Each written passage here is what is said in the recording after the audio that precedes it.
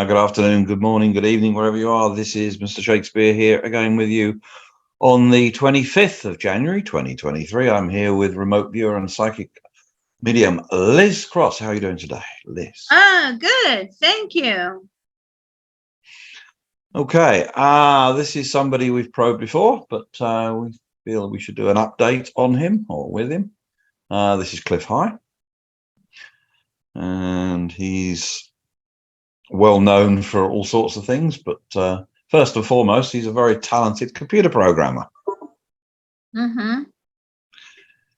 He's back on Twitter, by the way. So he was banned on Twitter in the last 2 or 3 days. He's back on Twitter. Yeah. He was banned? What for? Oh, just like everybody was banned on Twitter. Well, before Musk bought Twitter, the whole, if you didn't go with the left agenda, you got banned. I mean, this is what the Twitter files are coming out. The government was involved. They're telling people who to get. I mean, all sorts of stuff.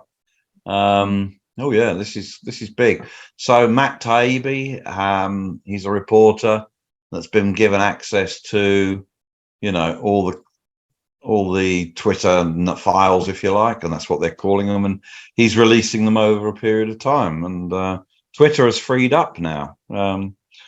So it's probably one of the least, still censored a bit, but one of the least censored platforms compared to how it was. So, so a lot of people, President Trump was unbanned. I mean, imagine that, banning a sitting president, but they did. And now he's unbanned. I don't think he's actually taken up the opportunity to go back on there, but he's not banned anymore. Well, anyway, Clif was unbanned the other day, and he was banned in about March 2022. So, he's been off Twitter for 10 months about. Wow. So, anyway, he's back on there. Anyway, he's still banned on YouTube, I believe. But oh, is he? Yeah, but he posts on Substack and he posts on BitChute, so he doesn't need YouTube. And he's been around for a long time. He has a large following. He has been around a long time. Yeah, I mean, he worked as a programmer for years and years. He's worked for Microsoft. He's worked for local government. He's worked for state government agencies, all sorts of things. I mean, and he's worked for himself contracting. So that's, he also got into. He got into crypto as well. Sorry. I was just going to say, I always look forward to his probes. Right. Okay. So, well, let's grab Clif then, shall we, please? All right. I got him now. Yeah. How's he doing today? He's not up yet. No. Oh, okay. No, that's not. He's on the Pacific West Coast, so. Okay. Yeah, he's not up. He's a late riser. Is he? Right. Okay. Well, it should be about, how many hours are they? They're 8 hours behind you. What's it like? UK, yeah, 8 hours behind UK. Yeah, he's more of a night owl. His best thinking time is at night. And, is it? Yeah. Okay. What does he? Let's ask the obvious question first. What does he think about him being allowed back on Twitter? Let's ask him. Well, he doesn't like Twitter. Are you going to go back on there? No, he doesn't want to go back on. He's like, screw them for banning me in the first place. So he, that sounds like Clif. He will post on there because he has done already. So he will. He might not post much, but he might post a bit. But he's not happy, with the whole banning thing. Are you banned from YouTube? Yeah, they banned me a long time ago. What do you think about YouTube banning you? He thinks all of this censorship is really bad. And, that's what people don't understand. They ask you and I to do all these probes, varying probes all the time, but they don't understand. We can't talk about a lot of that controversial stuff on YouTube. And, they say, well, you should just use other platforms and you should use this and you should use that. Yes, but it takes a long time to try and organize other platforms. With the amount of stuff that we put out, it just takes a long time. It's very time consuming. So, don't think that we're ignoring you. It's just we can't talk about it. We talk about it on the Discord, but we can't talk about it here. Yeah, well, we've got to find a way, maybe StreamYard or something, because there are people, like the Duran. I mean, they're on about 27 platforms. They make one video and they post to all. So there must be a way of doing it. So there must be, you've got to have the platforms up there. So that must be something you can look into. Anywho, right. So recently Clif has released he's released a couple of videos on BitChute, but he's also released a couple of audios on his Substack platform. Sorry, on the Substack platform. It's not his, but he has a platform on there. And so he was pontificating out about various things, Federal Reserve and things like that, the deflationary effect of Bitcoin and all sorts of stuff going out into the future, what happens when the banks collapse and things like that. So I think we know his put. How does he view the current economic? We'll start with this. How does he view the current economic situation in America? How do you view the situation in the USA? Well, according to Clif, he says it seems to be getting better. Okay. So does he believe that's because the Federal Reserve has been raising interest rates in the last few months?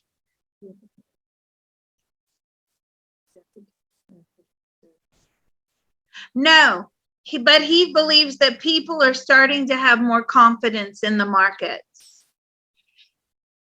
Really? Okay.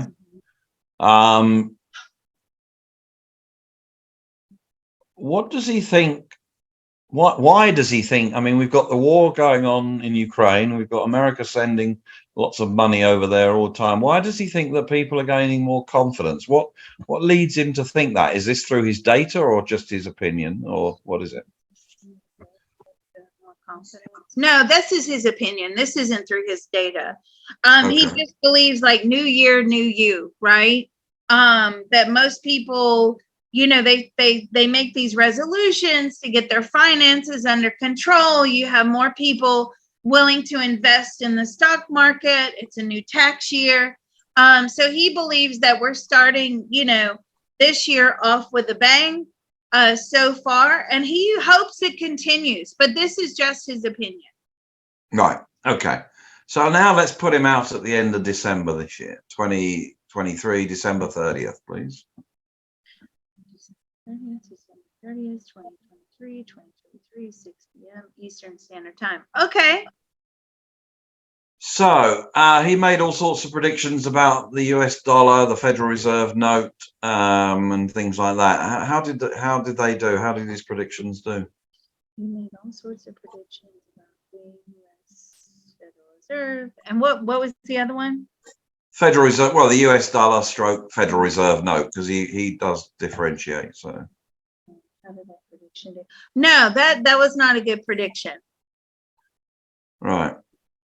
What about central bank digital currencies or anything like that? Did anything that he say about that? Has that so far happened? Your prediction about that? Did that happen? No, that did not. No, that's down the tubes as well. Okay, and banks. He said that some of the banks were going to collapse. I don't think he gave a timeline on that exactly from memory, but he did think that. Now this goes against what we probed when we probed the banks. But what does he think? How did that work out? That prediction. No, they held steady.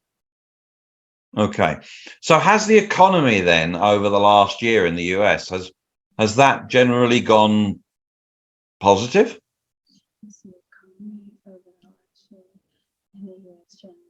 Positive? Not really. It's been mostly flat with a few peaks and troughs, but mostly flat. If you crunch, because I feel like, and I don't, I'm a fan of Clif's, right? But I don't have time to watch him. I've watched like one video, and he's very likable. And Clif, if you're listening, we love you. So I feel like he's a numbers guy. I feel like he's a stat guy and a numbers guy. So overall, crunching the numbers and coming up with, how did it do at the end of the year? It remains overall flat. Right. Is that true about him being a numbers and a stats guy? Well, yes, you would. Yes, you would.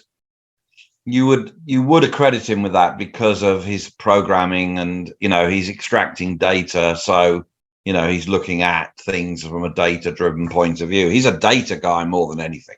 I mean, that's what he really is good at, extracting data. Mm-hmm. So, what about Bitcoin? How did Bitcoin do this year? Because he's been a proponent of Bitcoin for a long time. He has quite a few Bitcoin as well. How did Bitcoin do this year? Now, he says that Bitcoin, in his opinion, did very well. And when did it start doing very well? He says it seems to be on the up and up. When did it start doing very well? Was it the first quarter? Yeah, the first quarter is doing well. The second quarter flattens out a little bit. The third quarter is back up, and the fourth quarter it's flat. So it's like it's gaining speed and then flattening out, gaining speed, flattening out. But he says it seems to be on the up and up, is his exact words. So as we probe him today on December 30th, what's the US dollar price for one Bitcoin? Higher or lower than 35,000? Ooh, what's the US price of one Bitcoin? Higher or lower than 35,000? Lower. Higher or lower than 30,000? 30. Around 30. Okay, and has it been around that sort of price for a while now, or did it go higher any time in the year than 30 and it's come back down? Yes, I do feel like it reaches into 30. Okay. Now people have to understand numbers are insanely difficult. This is just a gauge, right? Don't sit there emailing Liz about, I wanted it to go to 35 on this date, right? Don't do that, because then you need to go do a remote viewing course and understand how difficult it is to pull numbers. So it looks like that is the gauge, like it does go into the 30s. It may even get closer to 40. Okay. But that's not gospel, but then it seems to go, it just bottoms out. So towards the end of the year, again, there's that bottoming out. Not bottoming out as in it's scraping the barrel, but it just seems to level out. So how did gold and silver do this year? Or how's it been doing this year compared to January of 2023? Sorry? Oh, sorry. Compared to January 2023, how did gold and silver do? They remain overall flat. They've had slight increases, but not much. Does he follow the stock market? How did the stock market do? S&P 500 or something like that, the Dow? Oh, he does follow the stock market very closely. That's one of his big things that he uses to make predictions. Does he follow the Dow or the smaller S&P 500? Which sort of index does he use as a barometer? All three: NASDAQ, Dow, and S&P. And how have they done this year? Overall, they seem to be in a recovery that aligns with what we've been getting on a consistent basis, that we're going towards the end of the year, and it looks like we're in an economic recovery. What about the first quarter? The first quarter was good for the stock market. The second quarter, again, flattens out. Third quarter, flat. Fourth quarter seems to be on a recovery. So, I mean, have we had overall a bullish year or a bearish year? Bearish. He says overall, still quite bearish. Okay. Has he been keeping up with what the Federal Reserve has been doing? Yes, he watches them closely. And how's the interest rates been doing? Is it higher or lower than it was? The Fed's fund rate, is it higher or lower than it was in January 2023?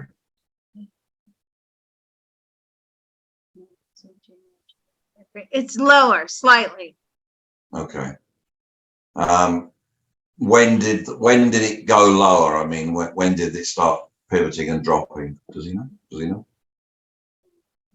When did it?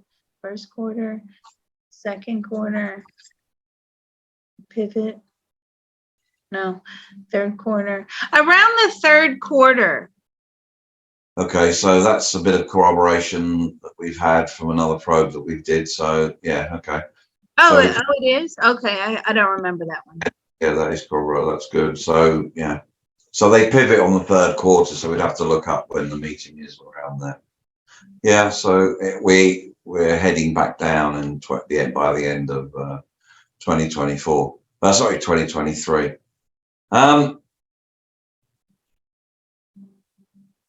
Does he keep much? Does he keep in? Sorry, does he have any opinions on how Europe is doing? Does he keep?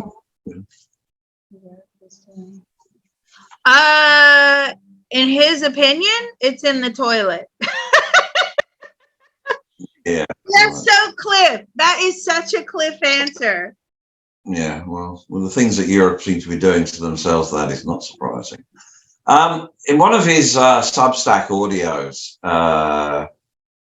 and I know he knows this guy, but he knows a remote viewer called Dick Algar. Does he still keep in touch with him?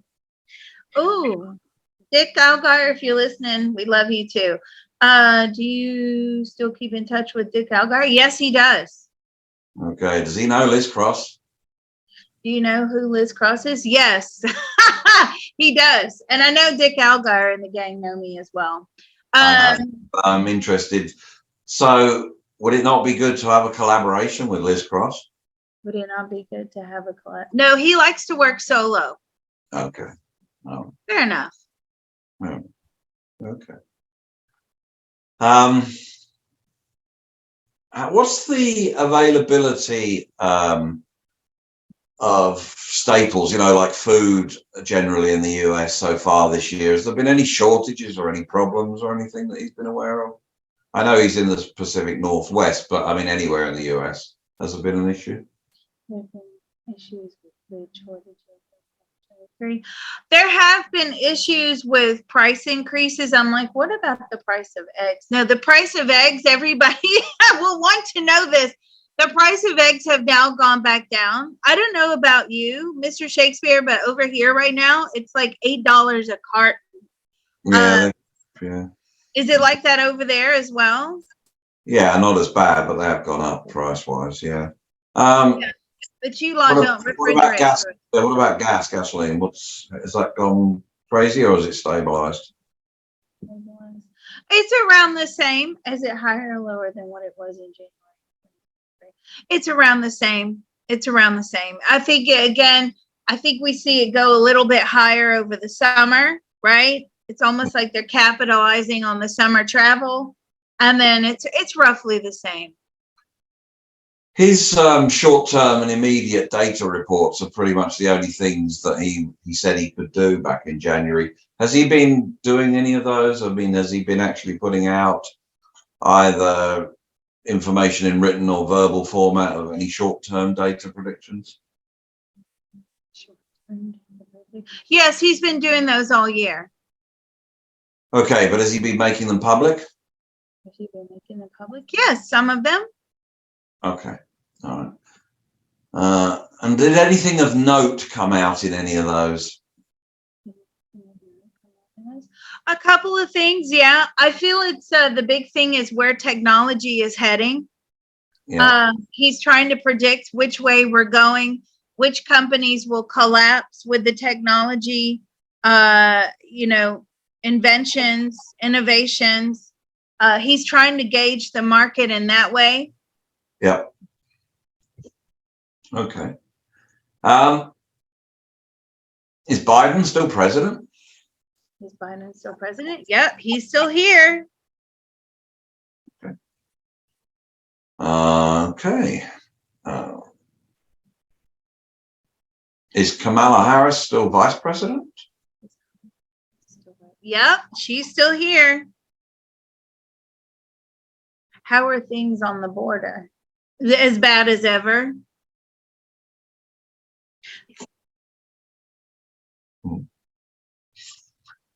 Does he know how Canada's doing recently? I mean, he's close to them there. Are they in economic decline, or have they turned the corner, or what's happened to Canada? How's Canada doing? And they seem to stabilize. They're just running, even. Not up, not down, which is a good thing for Canada. I feel like things are starting to get back to normal. Don't forget, Canada was he's saying to me, had the toughest restrictions. Yes, some of the toughest restrictions, he says, and they're finally starting to resume some sort of normal existence again. He refers to the World Economic Forum as the mother weffers. How does he feel like they've done? Because he was predicting at the end of 2022, beginning of 2023, that their influence and everything, it will wane over this year. How does now at the end of 2023? Does he think they're still a force, or they're a spent force and they're done? What does he think? That's a good question. And while you were talking, he's like, we've won. So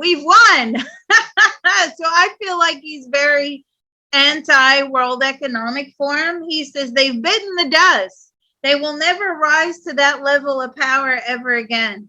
So I think they're pretty much waning. Yeah. Good. What happened to his friend? Oh, he's not his friend, I know. But Klaus Schwab. What happened to your friend Klaus Schwab? He just spat at me when I said that. What happened to your friend Klaus Schwab or Klaus Schwab? He's down at, he's bitten the dust too. He says this whole, ideology, he calls it, is over. Okay. He predicted, I believe, towards the end of last year, the end of Wokism and things like that, or the tailing off, and so did that happen? Oh, that's a good question. How's the woke thing going? Yeah, it's tapering off. Yes, absolutely. It's starting to decline, not as soon as he anticipated, but it is starting to decline. The gender surgery issue, is going to be a very hot topic this year. I feel like there's going to have to be laws put in place, he's telling me, about children, about the medications they have access to, the information. I feel like the government has had to step in and really take control over this, because he's saying that, now this is his opinion, not mine, his opinion, that, children trying to make these extremely big decisions about their life without their parents' knowledge is detrimental. And this is going to be the hot topic of this year, right? One of the hottest topics. It's this gender surgery. Yeah. Okay. How's oil been doing in 2023 compared, like the end of 23 compared to the beginning of 23? Compared to the beginning. It seems to be a little bit lower, not by much. Okay. So everything seems to be sort of fairly flat, but there doesn't seem to be any major crashes or anything really bad has happened. you know, because there's a lot of doom and gloom out there about, you know, all the things that are going to go wrong. But we keep cross probing things and entities and different people, and we're not getting, you know, we don't seem to be getting any of that. I mean, no, we don't. And don't forget, fear sells, right? oh, of course. You know, when you're putting out things like there's going to be flooding and hurricanes and plane crashes and this and that and volcanic eruptions and earthquakes, and, you know, that's a good way to get a lot of clients through the door. Why? Because they think you're going to tell them if it's going to hit their area, and they believe their subscription will pay for that knowledge. But what they need to figure out very quickly is these predictions are often extremely vague. There's no exact pinpointed location. So, you know, there's no reason to panic. You know, life is life. Bad things happen. Good things happen too. And of course, you know, fear mongering is a good selling point. You can mind control with fear. Absolutely. Yeah. Every election, you see the fear mongering come out. Why? Because it's mind control. That's coming from Clif himself. Yeah. Okay. I think that'll do for this one. We don't want to make these too long. All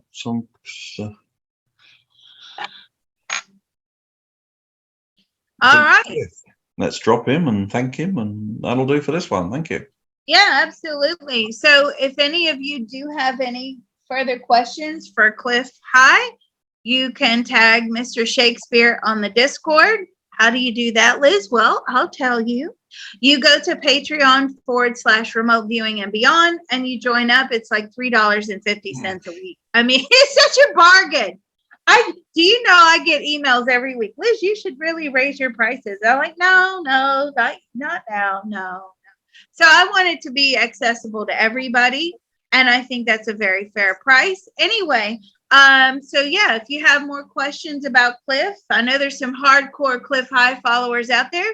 Be sure to tag Mr. Shakespeare on the Discord. Thank you very much.